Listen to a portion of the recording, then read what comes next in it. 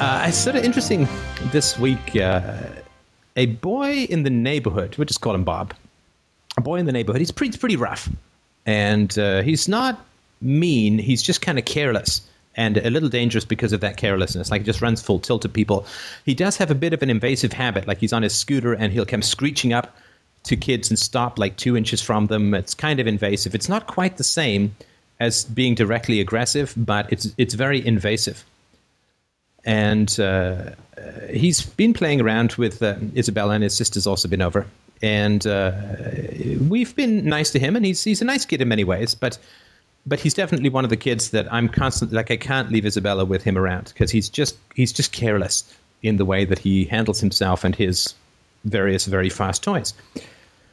Anyway, so this boy was coming up the street with another girl who Isabella does like, and she said, big hug, then this girl's name, and then she looked up at me and she said, no, like Bob.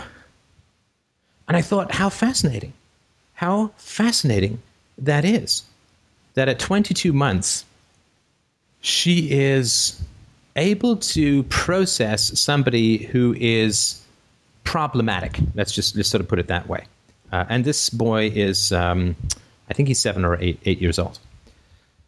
And I thought, how fascinating that is, that she can process that. Now, you could say, well, she's getting it from, my feelings about him, but I don't think that's really true. She really does she has so many feelings that are opposed to my preferences that I don't really think that she's just absorbing everything. And I just thought how fascinating it was to view and identify somebody and have a negative reaction to somebody who was problematic, to another kid who was problematic. And that's the only person she's ever said it to, and it's the only person who's really been problematic with interactions with Isabella. And I just thought, so she's really zeroed in on this boy's character as it stands at the moment and really identified something very important about him and communicated it. And I just thought how fascinating that is. And then I was thinking, well, if that's something that we all know that young, if that's something that we all know that young, well, how do we lose that? Because one of the things that's really true for most adults is that most of us have a complete inability to self-protect with regards to dysfunctional people. It's very hard for people even to see dysfunctional behavior, let alone set boundaries to it. Think of the dating scene, think of the message boards that you go to. But I was thinking about how all of this gets scrubbed out of us. I'll just throw two or three ideas out there very quickly because this is really your show, so I want to get your feedback on this or on whatever else you've got on your mind. But I was thinking for myself, I found that when I had a problem with another child when I was a kid, almost invariably and inevitably, the adults overrode my issues. Right, so if I had a particular issue with either another kid or even another adult, I don't like so-and-so, I don't like such and such a person.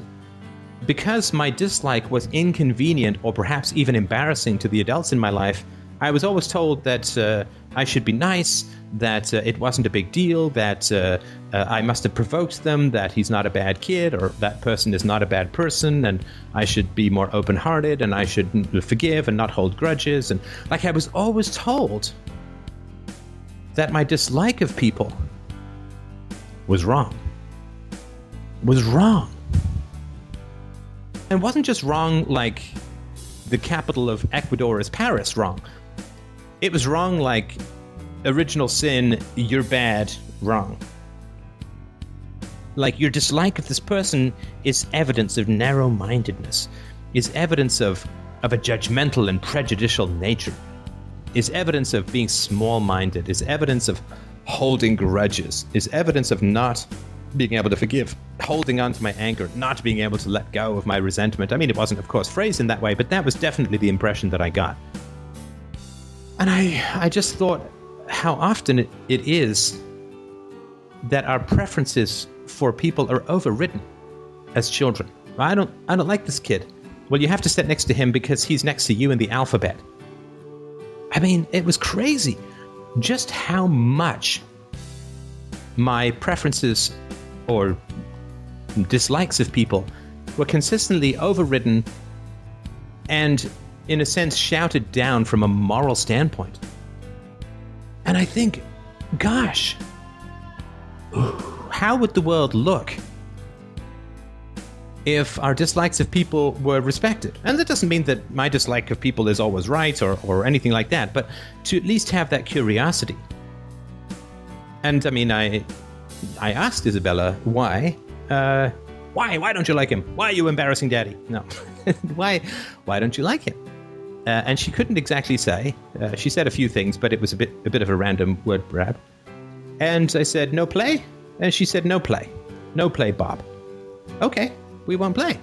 And so Bob came up and I said, she doesn't want to play just now. And we walked past and we went on to the park. And it would have been a little bit more awkward if there'd been other kids that she wanted to play with and so on. But I'm not going to have her play with somebody that she doesn't want to play with or doesn't like in the moment. It may change the next time she sees him, although I don't think that's the case. But I just thought, gosh, what an important thing that at the age of 22 months, she saw somebody she didn't like.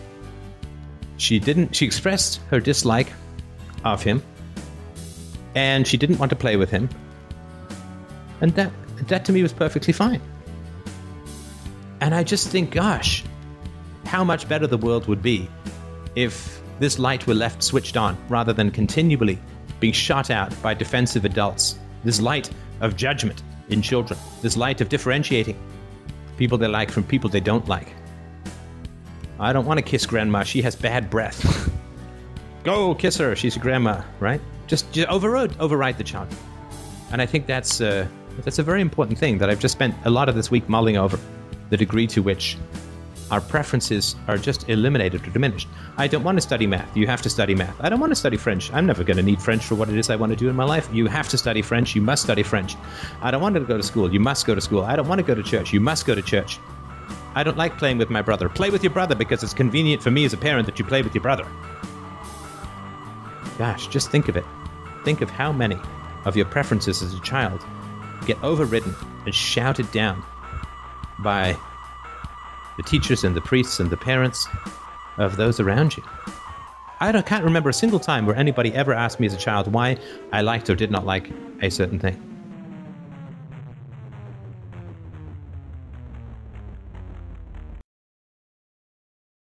So I was just really thinking about that. About the degree to which children's preferences with regards to people in particular are respected as important, not necessarily, acquiesce to everything a child wants. Because you don't teach a child anything about negotiation at that point. But it is really fascinating to me just how much preference gets scrubbed out of children. My daughter is astonishingly preference-based. She has a preference about just about everything, right? So like over the last week or two, I'm not allowed to wear glasses. I'm not allowed to drink coffee. I'm not allowed to eat. I'm also not allowed to be hungry and these and about 1,000 other things interfere with playing with Isabella. So it's just very important that I don't have any of these things. I am actually allowed to drive her as long as we're going to the river or to the park or to the mall. Then I'm allowed to drive her, but not if we're going anywhere else.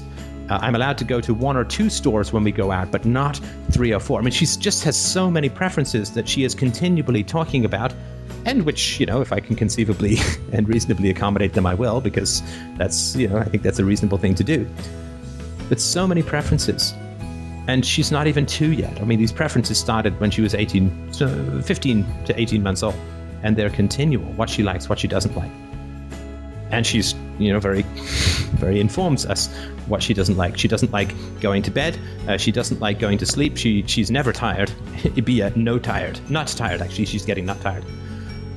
Just so many preferences all the time. And preferences really are identity. And it's hard to think how a human being can grow up having their preferences continually overridden and still actually have a personality at the end of it. And I just thought that was very interesting.